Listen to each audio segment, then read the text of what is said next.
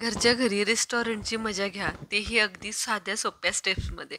हो, आज आपण बनवणार आहोत अगदी हॉटेल स्टाईल, रेस्टॉरंट स्टाईल दाल मखनी आणि त्याचबरोबर तंदुरी रोटी, परंतु गव्हाची. रेसिपीला लगेच सुरुवात करूयात. त्याआधी शुभज्योत रेसिपी चॅनलला आपल्या सबस्क्राईब केलं नसेल तर लगेच सबस्क्राईब करा. क्रीमी आणि अतिशय टेस्टी अशी दाल मखनी बनवण्यासाठी इथे मी अख्खा उडीद रात्रभर भिजवून ठेवलाय. अख्खा उडीद दुकानामध्ये आरामात भेटतो. तो आणून असा रात्रभर भिजवून घ्यायचा. रात्रभर भिजवल्यामुळे छान तो भिजला जातो, त्याची साईज डबल होते आणि शिजायला अगदी 4 ते 5 शिट्ट्यांमध्ये छान शिजला जातो. आता तो भिजल्यानंतर सकाळी असा हाताने चोळून चोळून धुवून घ्यायचा. चोळून छान धुतल्यामुळे त्याच्यावरचे जे काही साल असतात ते अगदी निघून जातात. त्याचबरोबर डाळीला बऱ्याच प्रमाणामध्ये रेती माती लागलेली असते, तेही संपूर्णपणे निघून जाते. त्यामुळे 2 ते 3 पाण्याने स्वच्छ धुवून घ्यायचा आणि हाताने छान चोळून चोळून धुवायचा. तुम्ही बघू शकता बऱ्यापैकी साल निघून गेली आहे. अशा पद्धतीने हाताने साल काढल्यामुळे दाल मखनीचा कलरही खूप छान येतो. चला आता ही डाळ सगळ्यात आधी शिजायला घालूयात. डाळ शिजायला घालताना कुकरमध्ये डाळ घालून घ्यायची. यामध्ये पाव चमचा हळद, अर्धा चमचा लाल तिखट, त्याचबरोबर 1 चमचा मीठ आणि 1 इंच दालचिनीचा तुकडा घालायचा. त्याचबरोबर घालायच्या 5 लसणीच्या पाकळ्या आणि 1 मोठा चमचा बटर. आता रेस्टॉरंट स्टाईल दाल मखनी आहे, त्याच्यामुळे बटर तर भरपूर प्रमाणात आपण वापरणार आहोत. त्याची सुरुवात इथूनच आहे. डाळ शिजताना 1 चमचा बटर घालायचं. हे सगळं साहित्य छान मिक्स करून घ्यायचं आणि 2 ते 2.5 ग्लास पाणी घालून ही डाळ आपण 4 ते 5 शिट्ट्यांमध्ये छान शिजवून घेणार आहोत.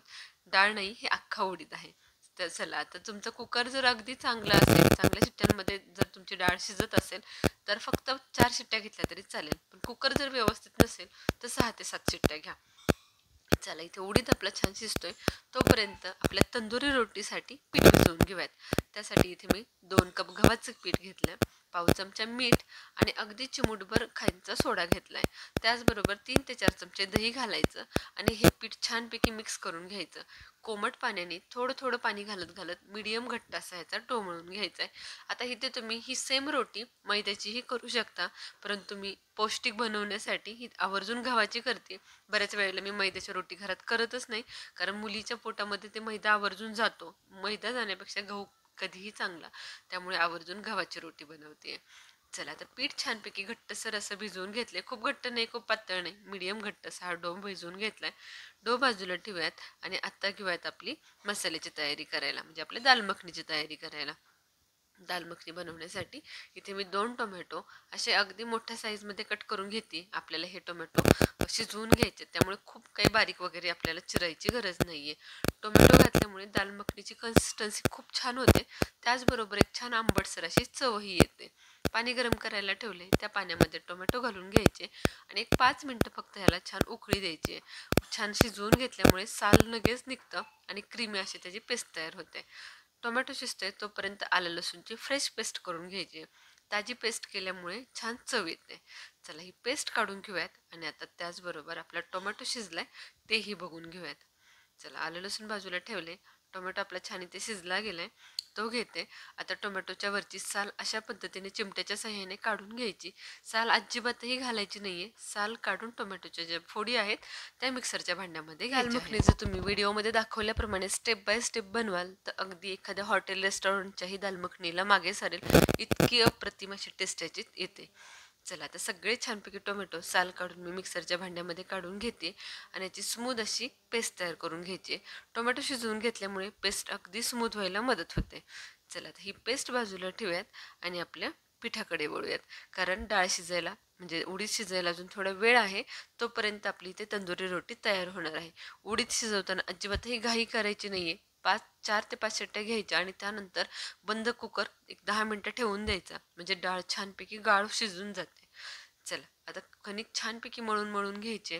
तेलाचा हात घेऊन छान कणिक मळायचे आहे. तुम्ही बघू शकता किती लवचिक अशी कणिक मळली गेली आहे. जेवढं तुमचं पीठ छान भिजलं जाईल तेवढी तुमची रोटी छान होणार आहे. आता याचे छोटे छोटे उंडे काढून घ्यायचे. ज्या आकारामध्ये ज्या साईजमध्ये तुम्हाला रोटी करायची त्या साईजमध्ये करून घ्या. अगदी मी छोटे छोटे करते, फुलके एवढ्या मला ह्या तंदुरी रोटी करायच्या आहेत. चला आता राहिलेली कणिक बाजूला ठेवूयात आणि लगेच आपली रोटी करायला घेऊयात. ह्या साध्या सोप्या रेसिपी आहेत, परंतु जर स्टेप बाय स्टेप फॉलो केल्या तर अगदी परफेक्ट अशा रेसिपी तुमच्या तयार होतात.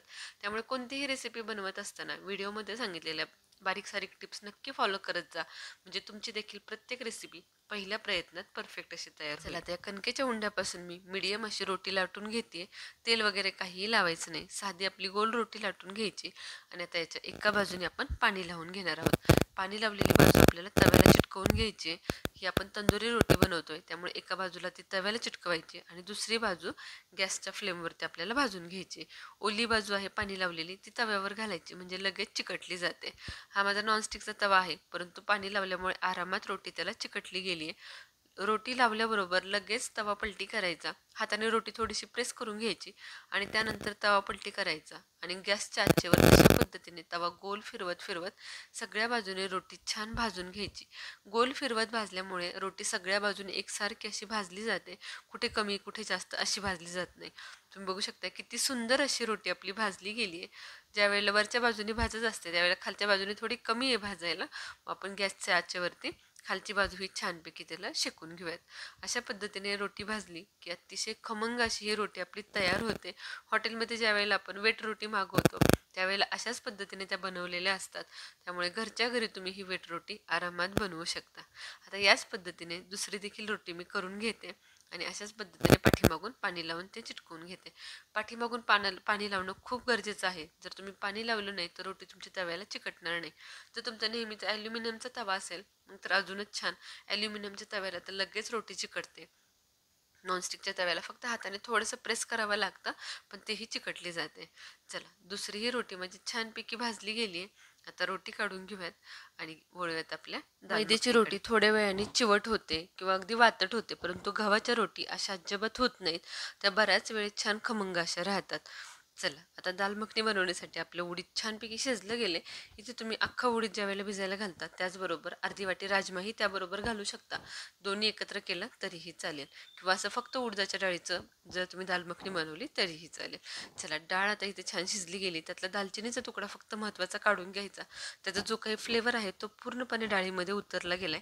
आता डाळ रवीच्या साह्याने छान घोटून घ्यायची. एक 5 ते 6 मिनटं मी डाळ छान घोटून घेतली आहे. तुम्ही बघू शकता किती सुंदर आणि क्रीमी असं याचं स्ट्रक्चर झालं आहे. डाळ घोटणं खूप महत्त्वाचं आहे. जर तुमची डाळ छान शिजली गेली असेल तर ती अगदी लगेच घोटली जाते. चला, आता घेऊयात फोडणी करायला. कढईमध्ये तेल आणि बटर गरम करायचं. त्यावर घालायचं अर्धा चमचा गरम मसाला, 1 चमचा लाल तिखट. आता यामध्ये आलं लसूण पेस्ट घालून त्याचबरोबर टोमॅटोची प्युरीही घालून घ्यायची. आता ही सगळ्या दोन्ही गोष्टी छान खमंग परतवून घ्यायच्या. अगदी टोमॅटोला तेल सुटेपर्यंत फोडणीमध्ये गरम मसाला आणि लाल तिखट घातल्यामुळे आपल्या ग्रेव्हीला आणि आपल्या दाल मखनीला छान असा कलर येतो. त्यामुळे आवर्जून मी तेलामध्येच लाल तिखट घातलं होतं. टोमॅटोला छान तेल सुटेपर्यंत शिजवून घ्यायचं आणि त्यानंतर ही शिजवलेली आपली डाळ घालून घ्यायची. अतिशय सॉफ्ट क्रीमी अगदी हॉटेल स्टाईल दाल मखनी आपली इथे तयार होते. तुम्ही बघू शकता किती सुंदर असं त्याचं स्ट्रक्चर तयार झालं आहे. ते अतिशय सुंदर अशी ही ग्रेव्ही आपली तयार होते. आता यामध्ये सगळ्यात महत्त्वाची गोष्ट घालायची आहे ती म्हणजे कसुरी मेथी. दाल मखनीला कसुरी मेथीचा इतका सुंदर फ्लेवर येतो की काही विचारायलाच नको. फक्त ही कसुरी मेथी नेहमीसारखी कच्ची अशीच न घालता थोडीशी भाजून घालायची. त्यामुळे त्याचा फ्लेवर खूप छान वाढतो. आता एका वाटीमध्ये घेऊन तिला मी छान चुरून घेतले हाताने आणि अगदी बारीक अशी पूड करून दाल मखनीवर घालून घेतली. भाजलेल्या कसुरी मेथीमुळे आपल्या दाल मखनीची चव कितीतरी पटीने छान होते. अगदी दाटसर अशी ही दाल मखनी मी ठेवली आहे. तुम्ही ग्रेव्ही तुमच्या अंदाजाने कमी जास्त करू शकता. तुम्हाला थोडीशी पातळ कन्सिस्टन्सी हवी असेल तर तीही करू शकता. परंतु ज्यावेळेला हॉटेलमध्ये ही दाल मखनी सर्व केली जाते त्यावेळेला ती अशीच दाटसर सर्व केली जाते. त्यानंतर वरून मी आता 2 ते 3 चमचे साई छानपैकी दुधामध्ये फेटून घेतली होती ती घातली आहे आणि एक 5 मिनटं मी ही ग्रेव्ही छान उकळून घेतली. त्यानंतर चवीप्रमाणे मीठ घातलं होतं. मीठ दाखवायचं राहिले, व्हिडिओमध्ये शूट करायचं राहून गेलं. मीठ आवर्जून चवीप्रमाणे घालून घ्या. चला, सुंदर अशी ही दाल मखनी आपली तयार झाली आहे. आता ही सर्व करायला घेऊयात. दाल मखनी, तंदुरी रोटी, त्याबरोबर तुम्ही जिरा राईसही घेऊ शकता. ही दाल मखनी जिरा राईस बरोबर सुद्धा खूप छान लागते. चला, इथं आता सर्विंग करून घेऊया. दाल मखनी बरोबर तंदुरी रोटी सर्व केली आहे. त्याचबरोबर वरून जी काही मी साईची क्रीम तयार करून घेतली होती ती घालून घेते. साईची क्रीम बनवणं अतिशय सोपं आहे. साई 2 मिनटं फक्त 1-2 चमचे दुधामध्ये फेटून घ्या. छान याची क्रीम तयार होते. वरून थोडीशी कसुरी मेथी आणि कोथिंबीर टाकून सर्व्हिंग करून आणि क्रीमी अशी आपली ही दाल मखनी तयार झाली आहे. ही दाल मखनी घरी ट्राय केल्यानंतर तुम्ही हॉटेलची दाल मखनी खाणार नाही, ही माझी गॅरंटी. फक्त या सगळ्या step by step he recipe follow करा. घरच्या घरी ही दाल मखनी आणि तंदुरी रोटी एकदा नक्की ट्राय करा. कशी वाटली रेसिपी मला कमेंट सेक्शनमध्ये नक्की सांगा. व्हिडिओ आवडला असेल तर लगेच एक लाईक करा.